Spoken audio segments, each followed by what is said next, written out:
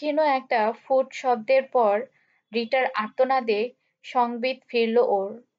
গগনবিদারী নয়, মৃদু কর্কশ একটা আর্তধ্বনি। তারপর হাঁটু মুড়ে গেল মেয়েটির। রানা ধরতে পারার আগেই মেঝেতে ঢলে পড়ে গেল ও। চোখের নিমিষে স্টার্ট দিয়েছে সেডানটা। ঘটনাটা এতই আকস্মিক ও অবিশ্বাস্য, দ্রুত গতিতে ঘটে গেছে যে রাস্তায় কেউ কিছু বুঝে উঠবার সময়ও পায়নি। জানালা দিয়ে বাইরে চোখ রাখল রানা। দেখতে পেল মোড় ঘুরে পগার পার হয়ে গেল সেডানটা। পিছিয়ে এসে তড়িত হাঁটুতে ভর দিয়ে বসল ও। রিটাকে উল্টে দিতে দেহের একপাশে একটা ভেজা অংশে ডান হাত ঠেকল ওর। নিতম্বের সামান্য ওপরে ছাই বর্ণ ধারণ করেছে রিটার মুখের চেহারা, কিন্তু শ্বাস প্রশ্বাস চলছে। হাত বাড়িয়ে কাছের চেয়ারটায় একটা কুশন টেনে নিয়ে ওর মাথার নিচে পেতে দিল রানা। এরপর এক ছুটে বাথরুমে গিয়ে ঢুকলো। পানিতে একটা হ্যান্ডবোল ভরে ছো মেরে সঙ্গে আনা ফার্স্ট এইড কেসটা তুলে নিয়ে ফিরে এলো। রানাকে আসতে দেখলো রিটা। আতঙ্কে বিস্ফারিত ওর চোখ। কোনো সাড়া পাচ্ছি না, বলল ও। জখমটা কি গুরুতর? হাঁটু গেড়ে বসলো রানা। টেক ইট ইজি, বলল। দেখি কি অবস্থা। কেসটা খুলে একটা ছোট ছুরি বেছে নিল ও। তোমার সাথে ড্রেসটা যাবে, বলে সযত্নে কেটে দিল সিল্কটা। ভাগ্যিস তুমি সঙ্গে ছিলে, বলে কাঁদতে শুরু করলো রিটা। গাউনের ওপরটা কাটলো রানা। ভয় পেও না, আশ্বাস দিল। ত্রস্ত হাতে কাজ করছে, মনে হয় না তেমন সিরিয়াস কিছু। জখমটা পরীক্ষা করার পর হাসি ফুটলো ওর মুখে। ধুর, কিচ্ছু হয়নি, একটু ঘষা খেয়েছে শুধু, অভয় দিয়ে বলল। ভয় হচ্ছিল মরেই গেলাম বুঝি। নিপুণ হাতে ক্ষতটা ড্রেস করে দিল রানা। তবে যাই বলো, লোকটার টিপ বড় নিখুঁত, বলল ও। ব্যথা করছে এখন, মিহি সুরে বলল রিটা। তা তো একটু করবেই। শটান দাঁড়িয়ে ওর দিকে চাইল রানা। কদিন শুয়ে থাকতে হবে তোমাকে, তাতে হয়তো তোমার কুফাটা কেটে যাবে। চলো, তোমাকে বাড়ি নিয়ে যাই। কোথায় থাকো তুমি? চোখ সরিয়ে নিল রিটা। মুখটা ওর ফাঁকা দেখালো হঠাৎ করে। এবার ভোঙর হাসতে শুরু করে কাঁদতে উঠল ব্যথায়। আমার কোনো বাড়ি নেই, পাশটা চেপে ধরে বলল ও। উইলান্ডার সাথে থাকার আগে কোথায় ছিলে? ঝট করে চোখ তুলে চেয়ে তারপর দৃষ্টি ফিরিয়ে নিল রিটা। আমি ওর সাথে থাকতাম না। ওর পাশে হাঁটু মুড়ে বসলো রানা। আর কত মিথ্যে বলবে, বলল। কাল রাতে বললে তুমি আর উইনালদা একসাথে নিউ ইয়র্ক গেছো, আবার এখন বলছো ওর সাথে থাকতে না। যা বলবার সোজাসাপটা বলো, কোনো প্যাঁচঘোষ নয়। আমার স্থির বিশ্বাস তুমি একটা টিকটিকি, তর্পে উঠল রিটা। নাক দিয়ে বিরক্তির একটা শব্দ বেরোলো রানার। শোনো সুন্দরী, সারাদিন এভাবে মেঝেতে পড়ে থাকা কোনো কাজের কথা নয়। তোমাকে কোথাও না কোথাও আমার পৌঁছে দিতে হবে। কোথায় থাকো বলে ফেলো, নয়তো অ্যাম্বুলেন্স ডাকি। আমি এখানেই থাকতে চাই, দৃঢ় কণ্ঠে বলল রিটা। নীরস হাসলো রানা। আমি তোমার জন্যে নার্সগিরি করতে পারবো না, বলল। প্রচুর কাজ পড়ে আছে আমার। আমি এখানে অনেক নিরাপদ বোধ করছি, বলল মেয়েটি। থমকে গেল রানা। একটু ভেবে নিয়ে বলল, ও আচ্ছা। বিছানার কাছে এসে সিটটা নামিয়ে দিল টেনে। তারপর আলতো করে রিটাকে তুলে নিয়ে একটা চেয়ারে বসিয়ে দিল। রিটা এতক্ষণ দাঁতে ঠোঁট কামড়ে ব্যথা সহ্য করছিল। রানা এবার ছুরিটা নিয়ে ড্রেসটার দুপাশ কেটে নামিয়ে দিল। উহ মা গো, বলে উঠল রিটা। ওর রক্তশূন্য মুখের চেহারা দেখে রানার ধারণা হলো মোচড়াই যাবে বুঝি। হোল্ড ইট, তীক্ষ্ণ স্বরে বলল রানা, এবং দাঁড় করিয়ে দিল ওকে। মন শক্ত করো। রানার গালে গাল ঠেকালো ও। তুমি খুব ভালো গো, মৃদু কণ্ঠে বলল। ঝটকা মেরে মাথা সরিয়ে নিল রানা। হয়েছে হয়েছে, বলে উঠে পাজা কোলা করে বিছানায় নিয়ে এলো যুবতীকে। সোনালি মাথাটা বালিশে রেখে শুয়ে শুয়ে রানাকে লক্ষ্য করছে রিটা। সহসা মেয়েটিকে ছেলেমানুষ ও অসহায় লাগলো রানার চোখে। এই শোনো, ফিসফিসে শোনালো রিটার কণ্ঠ। চোখে প্রশ্ন নিয়ে চাইলো রানা। একটাই কথা ছিল, বলল রিটা। বলো। কাছে এসো, কানে কানে বলবো। মাথা নাড়ল রানা। ফের দুষ্টুমি? দুহাত বাড়িয়ে দিয়েছে রিটা। প্লিজ। রানা মাথা নামাতে ওকে চুমু খেলো রিটা। নরম ঠোঁটের চুমুটায় একটা ছেলেমানুষি গন্ধ পেল রানা। ভালো লাগলো ওর। সিধে হয়ে মাথার চুল এলোমেলো করে দিল রানা। চুপচাপ শুয়ে থাকো, বলল ও। আমি কিছু কাজ সেরে নিই। শীতটা রিটার চিবুক পর্যন্ত টেনে দিয়ে ওর কাপড় চোপড় ও অন্যান্য পরিত্যক্ত জিনিসপত্র বাথরুমের এক কোণে ফেলে নিচে নেমে এলো। হোটেলের ম্যানেজার কেমন অদ্ভুত এক দৃষ্টিতে চাইলো ওর দিকে। খানিকটা বিচলিত বোধ করলো রানা। আমার গার্লফ্রেন্ড হঠাৎ করে একটু অসুস্থ হয়ে পড়েছে, বলল ও। ওকে রেস্ট নিতে হবে। কাউকে দিয়ে একটা স্লিপিং স্যুট আর ওর যা যা লাগে আনিয়ে দিলে ভালো হতো। বিলে সমস্ত খরচটা যোগ করে দেবেন। আমরা এ ধরনের কাজ সাধারণত করি না, গম্ভীর মুখে বলল ম্যানেজার। জানি, রানা কথা কেড়ে নিয়ে বলল। কিন্তু তাই বলে করা যাবে না এমন কোনো আইন আছে নাকি? যা বললাম করুন। টেলিফোন বুথে গিয়ে একটা নম্বর ডায়াল করলো রানা। তারে ভেসে এলো রুক্ষ একটা কণ্ঠস্বর। টাইসন?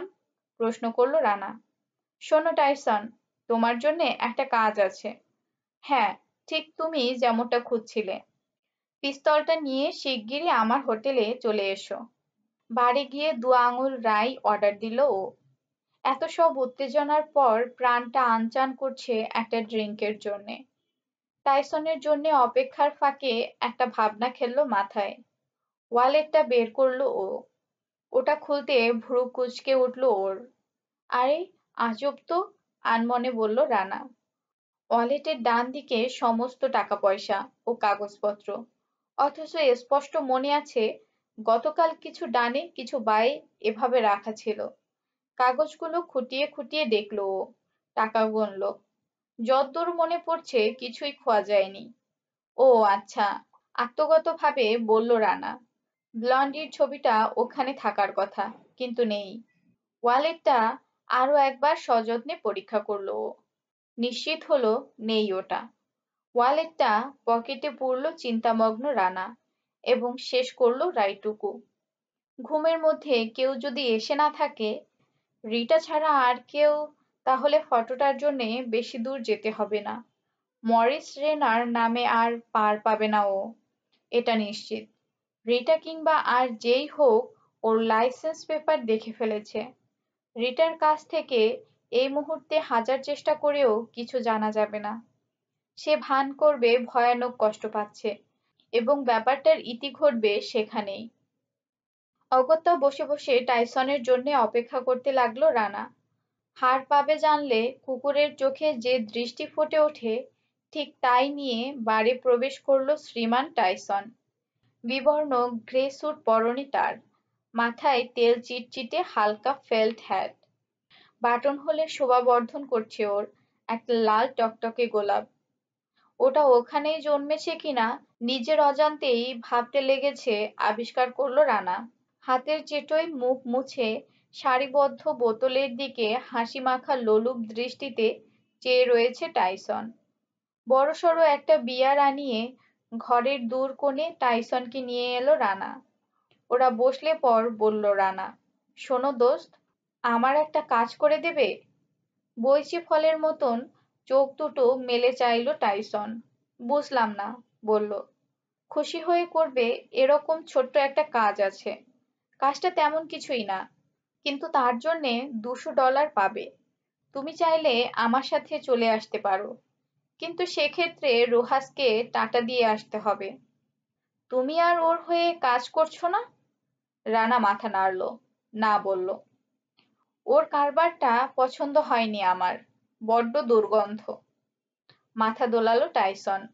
রোহাস ক্ষেপে যাবে, অস্বস্তির সঙ্গে বলল। ওর কথা ছাড়ো, বলল রানা। আমার ইচ্ছে না কাজ করব না, ব্যাস। $200 কামাচ্ছি কিভাবে? পরম আগ্রহে সামনে ঝুঁকে পড়েছে টাইসন। রসগোল্লা খেতে খেতে মজা করে বলল রানা, হিলারি জেডের ওই পরীটার কথা মনে আছে? জিভ দিয়ে ঠোঁট ভিজিয়ে নিল টাইসন। থাকবে না আবার, বলল ও। শালার মাল একখান। ও এখন ওপরে আমার বিছানায়, বিষম খেলো টাইসন। চাঁদপানা মুখটায় ওর রাজ্যের বিস্ময়। বলো কি? মাথা ঝাঁকালো রানা। মরদ বটে তুমি। উচ্ছ্বসিত প্রশংসায় ফেটে পড়ল আর কি টাইসন। ওকে বিছানায় তুলতে পকেট ফাঁক হয়ে গেছে, বাজি ধরতে পারি। আবার মাথা নাড়ল রানা। সত্যি বলতে কি টাইসন, ওকে দূর করতে রীতিমতো যুদ্ধ করছি আমি। ঠক করে বিয়ারটা টেবিলে নামিয়ে রাখলো টাইসন। ঠাট্টা করছো না তো? বলল। দেখো, এত বড় মিথ্যে কিন্তু খোদাও সহ্য করবে না, বলে দিচ্ছি। বললাম তো, ওপরে শুয়ে আছে ও। ধ্যানমগ্ন হলো টাইসন। তারপর গোপন আলোচনার ভঙ্গিতে কর্কশ ফিসফিসিয়ে সুরে বলল, কায়দাটা আমাকে শিখিয়ে দাও দোস্ত, তোমার কেনা গোলাম হয়ে থাকবো। ফালতু আলাপ অনেক হয়েছে, এবার কাজের কথা, সিদ্ধান্ত নিল রানা। অত শত বলার সময় নেই, বলল ও। কোনো এক লোক গুলি করে মেয়েটার এক পাশ থেকে খানিকটা মাংস খুবলে নিয়ে গেছে। আবার হয়তো চেষ্টা করবে সে, এবং তখন হয়তো জানটা নিয়ে যাবে। তোমাকে রড হাতে পাহারা দিতে হবে, যাতে কাজটা সে করতে না পারে। চাপা ক্ষীণ কণ্ঠে বলল টাইসন। আর সেজন্যে তুমি $200 দিতে চাইছো? কেন, কম হয়ে গেল? বিমূঢ় দেখালো রানাকে। হাসালে বন্ধু। আরে আমি তো বিনে পয়সায় ওর চাকর খাটতে রাজি আছি। এই চান্সে যদি পটিয়ে ফেলতে পারি। উঠে পড়ল রানা। বেশ, এসো তবে, পরিচয় করিয়ে দিই। কিন্তু দেখো বাপু, প্রেম ট্রেমের চিন্তা মাথায় এনো না। দরজার বাইরে বসে থাকবে তুমি, বুঝতে পেরেছো? মনে আছে বলেছিলে ওর কাছে ঘেঁষতে গেলে চড় খাওয়ার ভয় আছে? বাণীটা তোমারই, মনে রাখলে খুশি হব। মুখটাকে প্যাঁচা করে রানার পিছু পিছু উপরে উঠে এলো টাইসন। দরজায় নক করে ভেতরে ঢুকে পড়ল রানা। গোলাপি সিল্কের নাইট ড্রেস পরে শুয়ে রয়েছে রিটা। শুধু ফিতে ও ঝালর দিয়েই যেন বানানো হয়েছে ড্রেসটা। রানা ওর দিকে চেয়ে থমকে গেলে খিলখিল করে হেসে উঠল যুবতী। দারুণ রুচি তোমার, বলল রিটা। নিজে পছন্দ করে কিনেছো বুঝি? মাথা নাড়ল রানা। তোমার জন্যে একজন বডিগার্ড নিয়ে এসেছি। এ হচ্ছে টাইসন।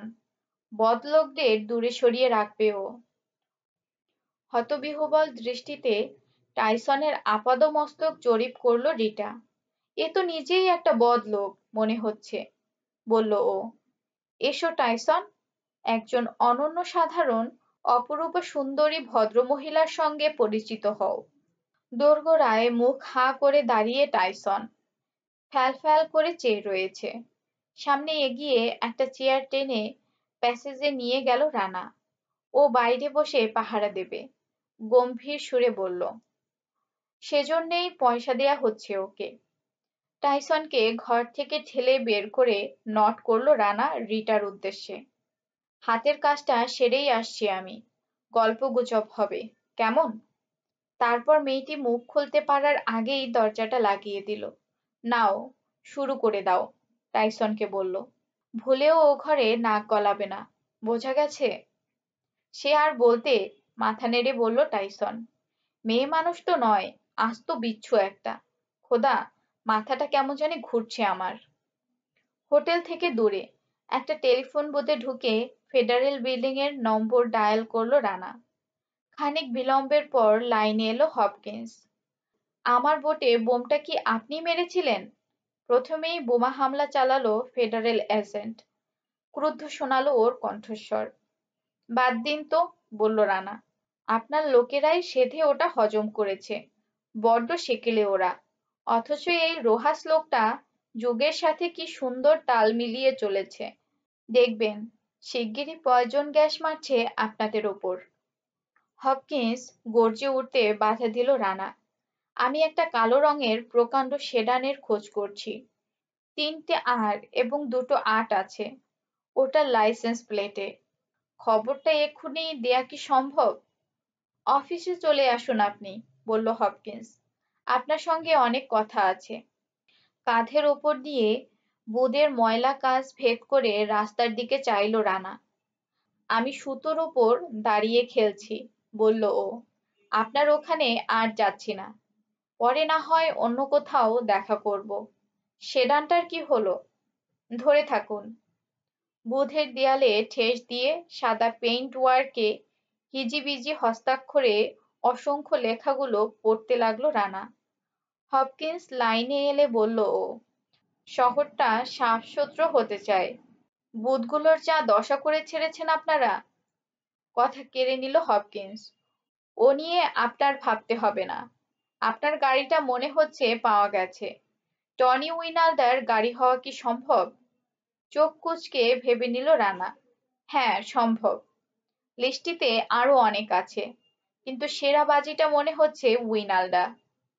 অন্যরা মরুক গে, আমার এতেই চলবে। শুনুন হপকিন্স, একটা প্লেটে করে যদি রোহাস এবং তার গুন্ডা পান্ডাদের আপনার হাতে তুলে দিই, আমার কিছু কাজ করে দেবেন? দেব না মানে? হপকিন্স 100 বার দেবে। উইনালদার সম্পর্কে যত বেশি সম্ভব জানতে চাই আমি। রিটা হিউস্টন নামে এক মহিলা এবং তার বোন ম্যারি রেটন সম্পর্কে যা যা পারেন জানান আমাকে। তারপর ওই নেলসন, ওর ইতিহাসটাই জানতে চাই। হিউস্টন মানে রিটার স্বামী সম্পর্কে কতদূর কি জানা যায় দেখুন। এগুলো হয়ে গেলে পর ব্লন্ডির খোঁজ নিন। টেলরের ওখানে কাজ করে মহিলা। উইলান্ডা ওর ব্যাপারে কতটা জানে সেটাও বের করা দরকার। দাঁড়ান দাঁড়ান, উত্তেজিত হয়ে উঠেছে হপকিন্স। আপনি তো সাহেব আচ্ছা লোক। খবর বের করতে পয়সা লাগে জানেন না? গজর গজর করে বলল ও। টিটকিরি দিল রানা। এটুকুই যদি না পারেন তবে অত বড় সংগঠনটা তুলে দিচ্ছেন না কেন? খবর লাগান। বললামই তো, রোহাসের পুরো দলটাকে আপনার পকেটে ভরে দেব। আর আপনার পাড়ার চ্যারিটি ফান্ডে যে $10,000 দান করব না, তাই বা কে বলতে পারে? আচ্ছা, বেশ, গলা নামালো হপকিন্স। আমি দেখব, কিন্তু সময় লাগবে। আগেই বলে দিচ্ছি। তা লাগুক। বার্থ সার্টিফিকেট থেকে শুরু করে সমস্ত ইনফরমেশন চাই আমার। সে তো গেল। গলায় ঝাঁঝ মিশিয়ে কথার খেই ধরল হপকিন্স। কিন্তু ওই বোমাবাজির ব্যাপারটা কি হবে? কিন্তু ততক্ষণে রানা ফোন ধরে থাকলে তো। বুথ ছাড়লো ও।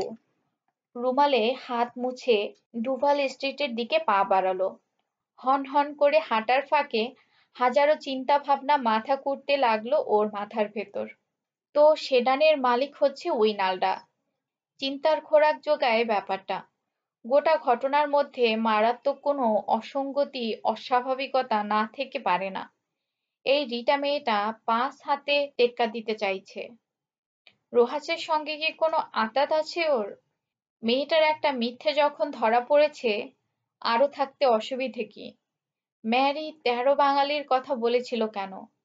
রিটা তাকে এ ব্যাপারে কখনো কিছু বলে না থাকলে। রিটা যদি চিঠিটা লিখে না থাকে এবং রানার বিশ্বাস লেখেনি, তবে কে লিখলো? কোনো সন্দেহ নেই, চিঠিটা ইচ্ছে করে তুলে দেওয়া হয়েছে ওর হাতে, গোটা রহস্যটা সম্পর্কে একটা ধারণা পাওয়ার সুবিধার্থে।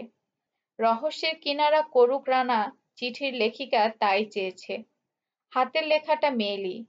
এখন পর্যন্ত আর একজন মাত্র মহিলাকে পাওয়া গেছে এই কেসে। সে হচ্ছে ব্লন্ডি। তবে কি ব্লন্ডি লিখেছিল ওটা? নাকি? ভাবনাটা এতই চমকে দিল ওকে যে থমকে দাঁড়ালো রানা মাঝ রাস্তায়। ম্যারি নিজেই। একটা চাল কুমড়োর সঙ্গে আরেকটু হলে গুঁতো লাগতো রানার। হোতকা লোকটা ওর পাশ ঘুরে যাওয়ার সময় চোখ রাঙিয়ে গেল। টেলরের দোকানে হেঁটে গিয়ে ঢুকলো রানা। দরজা খুলতে বাজার বেজে উঠল এবং পর্দার পেছন থেকে সহসা উদয় হলো রোহাস। ওর কাপড় চোপড় থেকে মারিহুয়ানার ক্ষীণ অরুচিকর গন্ধ নাকে আসছে। মরার মতন রক্তশূন্য মুখে চোখ দুটোকে দেখাচ্ছে একজোড়া কাচের টুকরোর মতো। একটু ভ্যাবাচ্যাকা খেয়ে গেছে রানা। তোমার বাক্স পছন্দ করছো বুঝি? সামলে নিয়ে খোশিয়াল কণ্ঠে বলল। এখানে কি চাই তোমার? ঠান্ডা গলায় বলল রোহাস। সারা ঘরময় ঘুরে বেড়াচ্ছে রানা। এই টেলরের সঙ্গে একটু দেখা করতে এলাম, বলল হালকা সুরে। ভালো লোক, কি বলো? তোমাকে তো এখানে আগে কখনো দেখিনি। বুঝেছি, ব্লন্ডির কাছে এসেছো, ঠিক না? কাউন্টারে শরীরের ভর চাপালো রোহাস। ঘরের বাতাবরণ এ মুহূর্তে রীতিমতো ভঙ্গুর। ওয়েন বলল, ওকে তুমি বোটে মারধর করেছো? বলল রোহাস। নিজেদের মধ্যে মারামারি আমার পছন্দ নয়। চোখ কপালে তুলল রানা। নয়? খুব খারাপ কথা। কিন্তু আমার সামনে কোনো মেয়েকে অপমান করতে চাইলে বারে বারে মার খেতে হবে যে ওকে। পিটপিট করছে রোহাসের চোখ। রিঙ্কনও তোমার চাল চলন পছন্দ করতে পারছে না। মাথা নাড়ল রানা। জিভ দিয়ে চুকচুক শব্দ করলো। এতে অবাক হওয়ার কি আছে? প্রথম থেকেই একে অন্যকে সহ্য করতে পারছি না আমরা। তুমি বরং কিছুদিন ছুটি নাও। নখ পরীক্ষা করছে রোহাস। ওর কাছে হেঁটে এলো রানা। বাহ, তবে তো কথাই নেই। ঠোঁট বাঁকা করলো রোহাস। এটাকেই হাসি মনে করে সে। এক কাজ করো, তুমি একটা বাক্স বাছাই করো না কেন? মরার পর সহি সালামতে থাকতে পারতে তাহলে। ওর গায়ের কাছে এখন রানা। ঘটনাটা ঘটবে বলছো? অ্যাক্সিডেন্ট বা ওরকম কিছু? কাঁধ ঝাঁকালো রোহাস। তুমি অনেক বেশি জেনে গেছো, ঠিক না? বলল। ঠোলাদের অবশ্য তাতে কোনো ফায়দা হবে না। অফিস বদলে নিয়েছি আমি, এবং তোমার জানা নেই কোত্থেকে তুলে কোথায় ডেলিভারি দেয়া হয়েছে বাঙালিগুলোকে। কিন্তু তারপরও কিছু তো জানো। আমি কোনো চাল চালবো না, বলল রানা। সেটা বুদ্ধিমানের কাজ হবে না। টাই ঠিকঠাক করে নিল রোহাস। সে তোমার ব্যাপার, আমি তোয়াক্কা করি না, বলে ঘুরে দাঁড়ালো ও। হাত বাড়িয়ে ওকে এক ঝাঁকিতে মুখোমুখি করলো রানা। আমাদের সম্পর্কটা তোমাকে একটু বুঝিয়ে দিতে চাই, বলল ও, এবং রোহাসের গালের হাড়ে একটা মাঝারি পাল্লার ঘুষি ঝাড়লো। খুব জোরে না মারলেও ছিটকে পড়ে গেল রোহাস। চিত হয়ে কনুইয়ে ভর দিয়ে শুয়ে রইল ও। লোকটার মসৃণ সাদা চামড়ায় একটা কালচে দাগ ফুটে উঠেছে। দাঁতের ফাঁক দিয়ে সাপের মতো হিসহিসানি বেরোচ্ছে ওর। গোখরের মতন ভয়ঙ্কর লাগলো ওকে রানার চোখে। এখন জানলে তো, বলল রানা। আমার মৃত্যু নিয়ে পরের মুখে বড় বড় বাত শুনতে ভালো লাগে না আমার। আমার সঙ্গে লাগতে চাইলে চেষ্টা করে দেখো, কিন্তু আগেই বলে দিচ্ছি, আমি তোমাকে দেখে নেব। চামচাদের নিয়েও আমার কচুটা করতে পারবে না তুমি। হাত পা ভেঙে নুলো করে ছাড়বো। ভিক্ষে করবে রাস্তায় শুয়ে শুয়ে। আস্তে ধীরে উঠে দাঁড়ালো রোহাস। মুখে একটা হাত রাখতে সেটা প্রজাপতির পাখার মতন কাঁপতে লাগলো। সুস্থির হাতে প্রাণপণ চেষ্টা করছে ও। দূর হও, বলল রানা। বাড়ি গিয়ে কড়া এক ঢোক মারোগে যাও, কাজে লাগবে। বিনা বাক্য ব্যয়ে বেরিয়ে গেল রোহাস। দরজাটা লাগিয়ে দিয়েছে পেছনে। মস্ত ভুল করলে, বলল টেলর। কতক্ষণ ধরে এ ঘরে দাঁড়িয়ে আছে ও জানে না রানা। চশমায় আলো পড়ার ফলে ঢাকা পড়ে গেছে চোখ দুটো, কিন্তু ওর মুখে ফোঁটা ফোঁটা ঘাম জমেছে, দেখতে পাচ্ছে রানা। এতই যখন দরদ শয়তানটাকে বুকে ধরে তুলতেই পারতে, বলল রানা। সাদা ধারালো দাঁত দেখালো টেলর। আমি ওকে এক পয়সাও দাম দেই না, বলল। চিচি করে মিলিয়ে গেল ওর কণ্ঠস্বর। তারপরও বলছি, মস্ত ভুল। রাখো, রুখে উঠল রানা। কারো না কারো ওকে মাটিতে নামিয়ে আনা দরকার ছিল। শালা ভেবেছেটা কি, রাজা হয়ে গেছে শহরের? ও তাই? আচ্ছা, ওর সাথে কতখানি জড়িত তুমি? দামি একটা ভঙ্গি করলো টেলর। হাতটা গোটা ঘরে অর্ধবৃত্ত ঘুরিয়ে এনে রাগ করলো। এ সমস্ত কিছু ওর। আমি শুধু ওর একটা ফ্রন্ট। তোমার আর কোনো উপায় নেই যে ওর সাথে গাঁটছড়া বাঁধতে হলো? বিরক্তি প্রকাশ পেল রানার কণ্ঠে। মাথা নাড়ল টেলর। নেই তো, বলল। খেতে পড়তে হবে না? ব্লন্ডি, ওর ব্যাপারটা কি? কাঁচের ওপারে দপ করে জ্বলে উঠল দুর্বল চোখ জোড়া। ওকে এর মধ্যে টেনো না। ও রোহাসের প্রতি দুর্বল, বলল রানা। এলোমেলো দু কদমে আগে বেড়ে রানার চিবুকে বা হাতিয়ে একটা ঘুষি ছাড়লো টেলর। মোক্ষম হওয়া উচিত ছিল মারটা, কিন্তু টেলরের গায়ে জোর নেই। এক চুল নড়ল না রানা। ওয়েট ক্যাটাগরি আলাদা, বলল রানা। ওজন বাড়িয়ে তারপর লাগতে এসো। আর একটা পাঁচ তুলে কি যেন ভেবে সিদ্ধান্ত পাল্টালো টেলর। হাতটা বিদ্যুৎ গতিতে চালান করলো পকেটে। ওর পাঁজরে মুঠো বসিয়ে দিল রানা। হুক করে একটা শব্দ করে হাঁটু ভেঙে গেল টেলরের। একপাশে গড়ান দিয়ে পিস্তল বের করে আনলো ও। নাচের ভঙ্গিতে একটা স্টেপ নিয়ে ওর কবজিতে কষে এক লাথি মারল রানা। নকশা কাটা কাঠের মেঝেতে উড়ে গিয়ে ঠকাস করে পড়ল পিস্তলটা। তারপর লাফিয়ে চড়াও হলো পুরো কার্পেটের ওপর। ঝুঁকে পড়ে কলার ধরে টেনে তুলল টেলরকে রানা। লোকটাকে প্রবল বেগে ঝাঁকুনি দিয়ে বলল, কোনো মেয়েকে নিয়ে তোমার সাথে লাগালাগি করতে চাই না আমি। আমাকে ভুল বোঝো না বন্ধু। দাঁতের ওপর থেকে ঠোঁট সরালো টেলর। কিছু একটা বলতে গিয়ে থেমে গেল এবং রানার কাঁধের ওপর দিয়ে চেয়ে রইল। রাগের বদলে হুঁশিয়ারি ওর মুখের চেহারায় জমাট বেঁধেছে। পেছনে এক লোককে দাঁড়িয়ে থাকতে দেখল রানা। টেলরের চশমার কাছে খুদে প্রতিমূর্তি দেখতে পেয়েছে লোকটার। একটা হাত শূন্যে উঠে যেতে দেখে ঘুরে দাঁড়ানোর চেষ্টা করলো ও, কিন্তু মাথায় আকাশ ভেঙে পড়ায় মুখ থুবড়ে পড়ল সে। টেলরের কোটের বোতামে ঘষা খেয়ে নাকের চামড়া ছড়ে গেল রানার। জ্ঞান ফিরতে সবার আগে ছাদ থেকে তারের ঝুড়িতে ঝুলন্ত নগ্ন বাতিটা চোখে পড়ল রানার। এবার লক্ষ্য করলো ঘরটাতে কোনো জানালা নেই। চোখ বুজে খুলির ভেতরকার অবিরাম দপদপানিটা সহ্য করার চেষ্টা করলো এরপর। চোখের পাতা ভেদ করে জ্বলছে যেন বাতিটা। গড়িয়ে সরে যেতে চাইলো রানা। নড়তে চড়তে পারছে না, আবিষ্কার করে মাথা তুলে চাইলো ও। একটু নড়াচড়াতেই মনে হলো কিছু যেন বিস্ফোরিত হলো চোখের পেছনে এবং আবারও শুয়ে পড়তে বাধ্য হলো। বেশ খানিকক্ষণ পরে মাথার কাঁপুনিটা চলে গেলে চেষ্টা করলো ফের। খাটে পাতা পুরনো একটা মাদুরে শুয়ে রাখা হয়েছে ওকে, লক্ষ্য করলো। খাটের জং ধরা লোহার সঙ্গে বেঁধে রেখেছে হাত জোড়া। খাটটা ছাড়া গোটা ঘর খা খা করছে। মেঝের পাটাতনে সিগারেটের টুকরো ও ছাইয়ে পড়ে রয়েছে যত্রতত্র। ধুলো ঘরময় পুরো হয়ে জমাট বেঁধে আছে। একটা খবরের কাগজে নানা পৃষ্ঠা বিক্ষিপ্তভাবে ছড়ানো এবং কালো ছাইয়ের গাদা দেখা গেল ফায়ার প্লেসে। কেউ যেন সদ্য একতারা কাগজ পুড়িয়েছে। নোংরা একটা ঘর, কেমন ভাবসা ঘেমো গন্ধ ভাসছে বাতাসে। বিশ্রাম নিল রানা। হাত খোলার কোনো চেষ্টার মধ্যে গেল না। শান্ত সমাহিতভাবে শুয়ে আছে ও। আলোর রশ্মি থেকে বাঁচতে চোখ সামান্য কুঁচকানো। নিঃশ্বাস নিচ্ছে ধীরে ধীরে, তবে কান খাড়া রাখার প্রতিটি ফিসফিসানির শব্দ শুনতে পাচ্ছে। ওভাবে উৎকর্ণ হয়ে পড়ে থাকায় প্রথম শ্রবণে অকিঞ্চিৎকর কিছু শব্দ কানে এলো ওর, কিন্তু পরে চিনতে পারলো ওগুলো পায়ের শব্দ। একাধিক কণ্ঠের বিড়বিড়ানি এবং দূরে সাগর তীরে বিজ শব্দ তুলে ঢেউ ভাঙার আওয়াজ। শেষ পর্যন্ত ঘুমানোর সিদ্ধান্ত নিল রানা, কারণ এ মুহূর্তে সেটাই ওর সবচেয়ে বেশি প্রয়োজন। পালানোর ধান্দা করার অবস্থা নেই ও।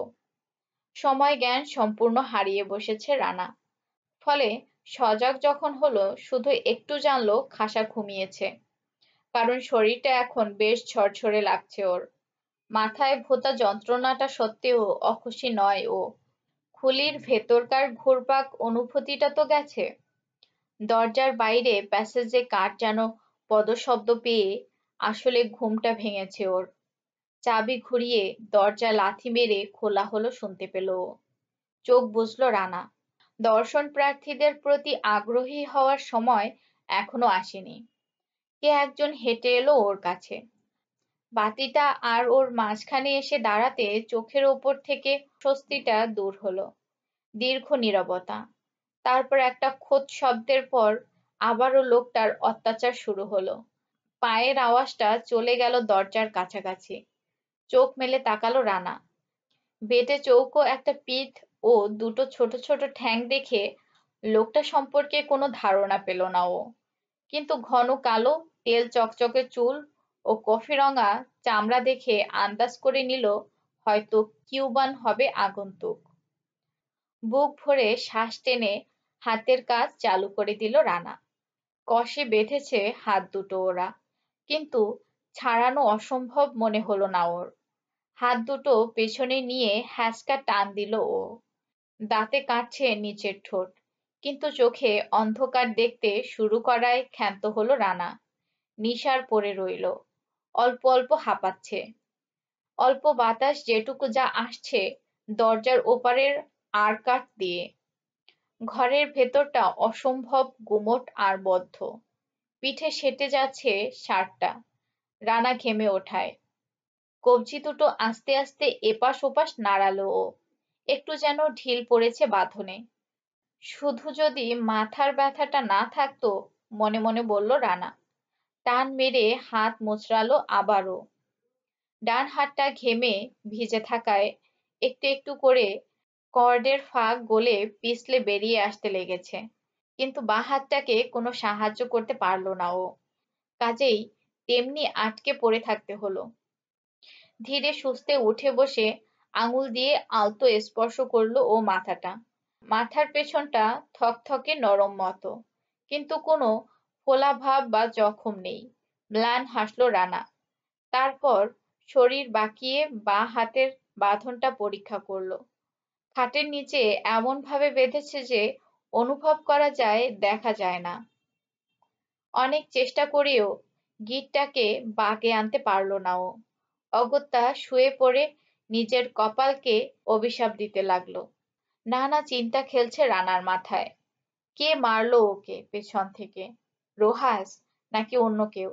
যেই মেরে থাকুক সেটা নয়, এখন গুরুত্বপূর্ণ প্রশ্ন হচ্ছে কি করা হবে ওকে নিয়ে।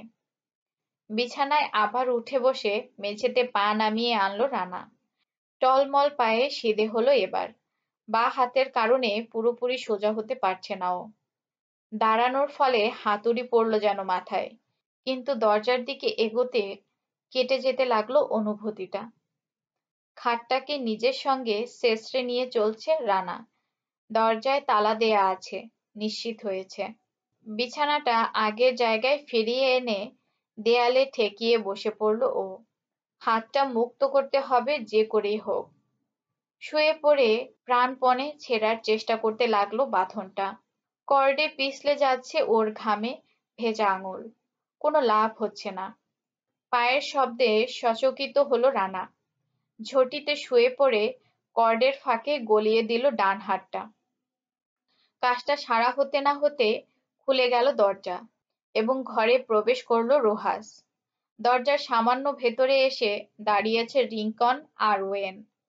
রোহাস বিছানার পাশে এসে থেমে দাঁড়ালো। রানা চোখ তুলে চাইতে চোখাচোখি হয়ে গেল। বীর বাহাদুরের ঘুম ভেঙেছে দেখছি, বলল রোহাস। ঘরের ভেতরে ঢুকে এলো এবার রিংকন ও ওয়েন। দরজাটা ভেজিয়ে দিয়েছে রিংকন। খাটের কিনারে এসে দাঁড়ালো ওরা। দুজনের উপরেই একে একে চোখ বুলিয়ে নিল রানা ধীরে সুস্থে। মতলবটা কি? হালকা চালে প্রশ্ন করলো। মৃদু মৃদু কাঁদছে রোহাস। গালের হাড়ের ফোলাটা নজর এড়োয়নি রানার। চোখের পাতা কাটার মতন তীক্ষ্ণ ওর। আগে গল্পটা সেরে নি, বলল রোহাস। ডান মুঠোটা পিছনে সরিয়ে রানার নাকের ঠিক নিচে ছোট্ট হাড় সর্বস্ব গাঁটগুলো দিয়ে একটা ঘুষি মারলো। মাথা সরিয়ে নিয়েছে রানা হাতটাকে আসতে দেখে, কিন্তু তাতে ঘুষির তেজ সামান্যই এড়াতে পারলো। দাঁতে দাঁত খটাখট বাড়ি খেলো ওর। দেনাটা শুধলাম, বলল রোহাস চিবিয়ে চিবিয়ে। রানা নিশ্চুপ। দু চোখে ঘৃণা ঝরালো ও, কিন্তু এক হাতে তিনজনের সঙ্গে এঁটে উঠতে পারবে না, নিজেও জানে। তো তুমি একটা শখের গোয়েন্দা, বলে পকেট থেকে রানার কাগজপত্র বের করে ছড়িয়ে দিল বিছানায়। খুব ভালো ধরেছিলে, যা হোক। দু মুহূর্তের স্তব্ধতা। বিছানার এক কিনারে বসলো রোহাস। হাতটা নিষ্পিস করতে লাগলো রানার। সঙ্গের লোক দুটো না থাকলে এক মুহূর্তেই রোহাস শালার ঘাড়টা ভেঙে দিতে পারত। কে জানে, রিংকন ও ওয়েন চলেও যেতে পারে। অপেক্ষা করবে স্থির করলো রানা। চড় মারলো রোহাস সামনে ঝুঁকে রানার গালে। ঠাস ঠাস পরপর দুবার। চোখের তারা ঘুরছে, কিন্তু না, এক চুলও নড়লো না, টু শব্দ করলো রানা। সোজা হয়ে বসলো আবারও রোহাস। ওর দেহের থরথর কাঁপুনি খাটের সঙ্গে দেয়ালের ঠোকাঠুকি বাঁধিয়ে দিল। খানিকটা পাগলাটে দেখাচ্ছে ওকে। চোখে মুখে ওর ঘোলাটে দৃষ্টি। এখানে কেন এসেছো তুমি? গলা কেঁপে গেল ওর। কি খুঁড়তে চেষ্টা করছো? তোমাকে বলেছিলাম আমার সঙ্গে আঁক বাড়িয়ে লাগতে এসো না, কঠিন সুরে বলল রানা। আমি এখন তোমার বিরুদ্ধে যুদ্ধ ঘোষণা করলাম। তোমার মাজা না ভেঙে থামবো না।